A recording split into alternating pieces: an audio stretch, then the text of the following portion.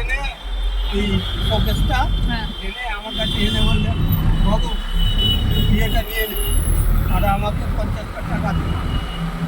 নেশার এমন চোর না? হ্যাঁ, কারণ বৌদি বললাম কি যে পয়সা ব্যাগ থেকে নিয়ে গিয়ে যখন কথা বলবে মানে কত মধুর লোক, এমন কথাগুলো বলবে। তারপরে আমি নিয়ে ওটাকে রেখে দিয়ে 50 টাকা দিয়ে ওটাকে থামালাম। এইবার কী হয়েছে, বাবুর তো রাত্রি হচ্ছে নেশা ফেশা হয়ে সকালবেলা